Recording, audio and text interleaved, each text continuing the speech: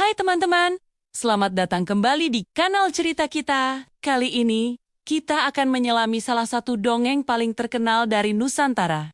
Sebuah kisah tentang kebaikan hati yang diuji oleh keserakahan. Yuk, kita mulai petualangan kita dalam cerita bawang merah dan bawang putih. Dahulu kala, di sebuah desa yang asri dan damai, hiduplah seorang gadis jelita yang baik hatinya, bernama Bawang Putih.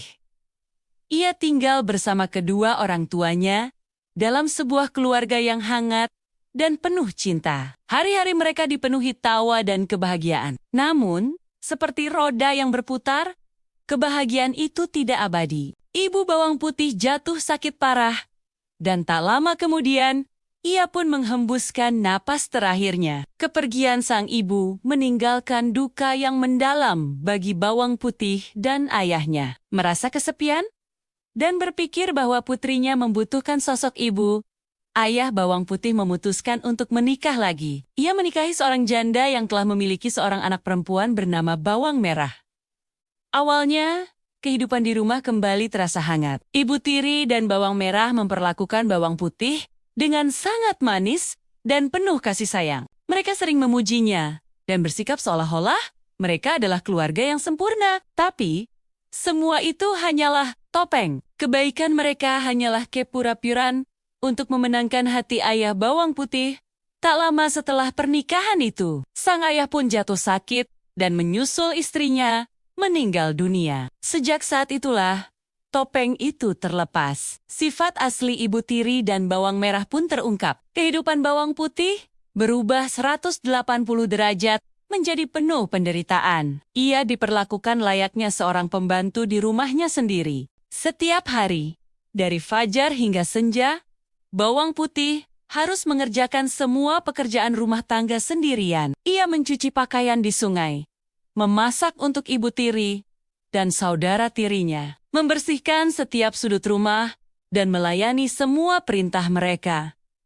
Sementara itu, apa yang dilakukan Bawang Merah dan ibunya? Mereka hanya bermolis-malisan, bersolek, dan tak henti-hentinya memerintah Bawang Putih dengan suara keras. Meskipun diperlakukan begitu buruk, Bawang Putih yang memiliki hati tulus tetap sabar dan rajin. Ia tidak pernah sekalipun mengeluh atau membantah. Semua pekerjaan ia lakukan dengan ikhlas, berharap suatu hari nanti, ibu dan saudara tirinya akan menyayanginya. Suatu pagi yang cerah, seperti biasa Bawang Putih pergi ke sungai untuk mencuci setumpuk pakaian kotor. Di antara tumpukan pakaian itu, ada sebuah selendang sutra berwarna merah menyala. Selendang kesayangan Bawang Merah.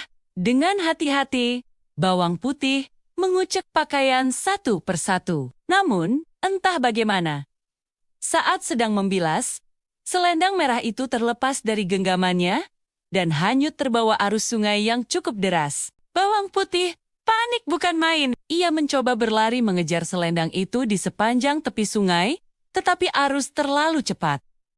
Selendang itu hilang dari pandangan. Dengan tubuh gemetar dan hati yang takut, ia terpaksa pulang dengan tangan hampa.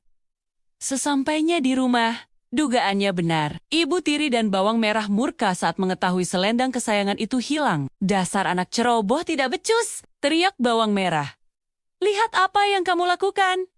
Cari selendang itu sampai ketemu. Dan jangan berani-berani kamu pulang sebelum selendang itu ada di tanganmu," bentak ibu tirinya dengan mata melotot. Tanpa diberi bekal apapun, Bawang Putih yang sedih diusir dari rumah. Dengan air mata yang berlinang, ia kembali menyusuri tepi sungai, berharap bisa menemukan selendang itu. Ia berjalan tanpa lelah, bertanya pada setiap orang yang ia temui di sepanjang jalan. Ia bertanya pada petani yang sedang bekerja di sawah, pada penggembala yang sedang mengawasi ternaknya, tapi tak seorang pun melihat selendang merah hanyut. Hari mulai gelap, kakinya terasa pegal, dan perutnya keroncongan. Ia terus berjalan hingga tiba di sebuah hutan lebat. Di tengah hutan, di dekat aliran sungai, ia melihat sebuah gubuk kecil yang tampak tua dan reot. Dari dalam gubuk itu, terlihat secercah cahaya lampu. Dengan sisa tenaganya, Bawang Putih memberanikan diri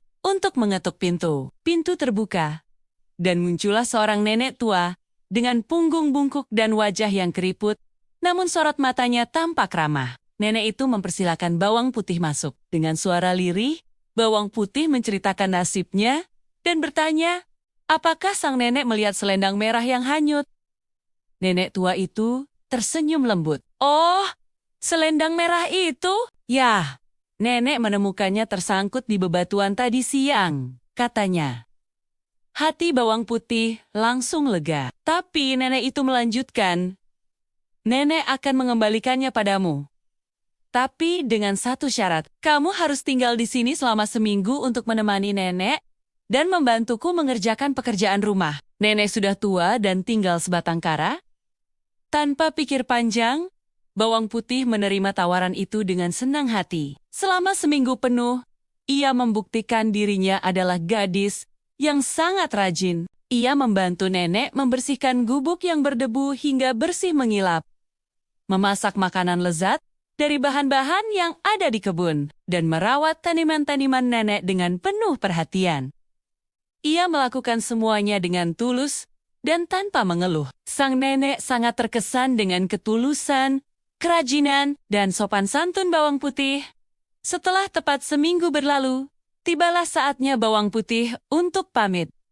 Nenek tua itu menepati janjinya. Ia menyerahkan kembali selendang merah milik bawang merah. Terima kasih banyak, Nak.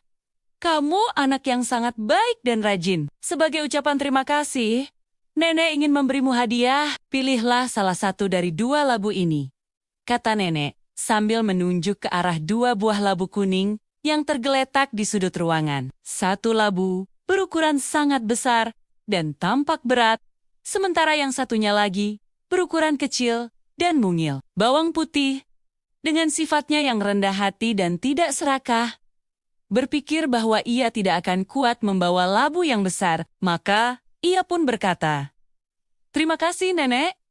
Saya pilih yang kecil saja. Saya takut tidak kuat membawanya pulang." Nenek itu tersenyum bijak dan menganggukkan kepala, seolah sudah menduga pilihan bawang putih. Bawang putih pun berpamitan dan pulang dengan membawa labu kecil di tangannya. Setibanya di rumah, Ibu Tiri dan bawang merah terkejut melihat ia berhasil kembali membawa selendang itu. Mereka langsung menyambar selendang itu tanpa mengucapkan terima kasih. Lalu, pandangan mereka tertuju pada labu kecil yang dibawa bawang putih. Apa itu? Hadiah dari nenek tua aneh itu? Labu sekecil ini? Untuk apa? Pasti isinya tidak ada apa-apanya, ejek bawang merah dengan angkuh. Meski dijek, bawang putih hanya tersenyum dan membawa labu itu ke dapur untuk dibelah, berharap isinya bisa dimasak untuk makan malam. Namun, betapa terkejutnya mereka semua saat bawang putih membelah labu kecil itu. Bukan daging buah yang keluar, melainkan kilauan yang menyilaukan mata. Labu itu ternyata penuh dengan emas, berlian, dan perhiasan permata yang tak ternilai harganya. Melihat kekayaan yang melimpah ruah itu, mata Ibu Tiri dan bawang merah langsung hijau karena keserakahan. Mereka segera merampas semua perhiasan itu dan memaksa bawang putih untuk menceritakan dengan detail setiap kejadian yang dialaminya dari awal hingga akhir. Tanpa membuang waktu, keesokan paginya, bawang merah melaksanakan rencana liciknya. Ia sengaja pergi ke sungai, menghanyutkan selendang miliknya sendiri, lalu berjalan menyusuri sungai, pura-pura mencarinya. Tak seperti bawang putih yang berjalan jauh, bawang merah yang malas langsung menuju ke arah gubuk si nenek tua. Saat bertemu dengan nenek, bawang merah berpura-pura sedih dan menanyakan selendangnya. Nenek tua itu pun memberikan syarat yang sama. Namun, selama seminggu tinggal di sana, bawang merah menunjukkan sifat aslinya yang pemalas, manja, dan sombong. Ia menolak membantu pekerjaan rumah. Setiap hari ia hanya bermolis melesen, tidur, dan terus-menerus bertanya, kapan ia bisa mendapatkan labunya? Sang nenek hanya bisa menggeleng-gelengkan kepala melihat kelakuannya. Akhirnya, setelah beberapa hari yang terasa sangat lama bagi si nenek, ia menyuruh bawang merah pulang. Seperti sebelumnya, ia menawarkan dua pilihan labu. Tanpa ragu sedikit pun, didorong oleh keserakahan yang membara, bawang merah langsung memilih labu yang paling besar. Tentu saja aku pilih yang besar. Isinya pasti jauh lebih banyak, pikirnya. Ia merebut labu besar itu dengan kasar dan bergegas pulang tanpa mengucapkan sepatah kata terima kasih pun. Setibanya di rumah, ibunya sudah menunggu dengan tidak sabar. Mereka berdua sangat gembira membayangkan kekayaan yang akan mereka dapatkan. Mereka menyuruh bawang putih keluar dari rumah dan mengunci diri di dalam kamar, tidak ingin berbagi sedikit pun. Dengan penuh antusiasme dan napas yang tertahan, mereka berdua membelah labu raksasa itu. Namun, alangkah terkejut dan ngerinya mereka. Bukan emas dan permata yang keluar, melainkan ratusan ular berbisa, kalajengking, kelabang, dan berbagai binatang mengerikan lainnya yang merayap keluar dari dalam labu. Binatang-binatang itu langsung menyerang bawang merah dan ibunya. Mereka menjerit ketakutan dan kesakitan. Penyesalan datang terlambat. Mereka akhirnya menerima balasan yang setimpal atas sifat jahat, iri hati, dan keserakahan mereka selama ini. Pada akhirnya, bawang putih yang baik hati, sabar, dan tulus, hidup bahagia dan berkecukupan dengan harta dari labu kecil pemberian nenek. Kisah ini mengajarkan kita sebuah pesan, moral yang abadi, bahwa setiap perbuatan pasti akan ada balasannya. Kebaikan, ketulusan, dan kesabaran akan selalu membuahkan hasil yang indah. Sedangkan keserakahan dan kejahatan hanya akan membawa pada kehancuran. Nah, itu dia ceritanya teman-teman. Semoga kita semua bisa memetik pelajaran berharga dari kisah bawang putih.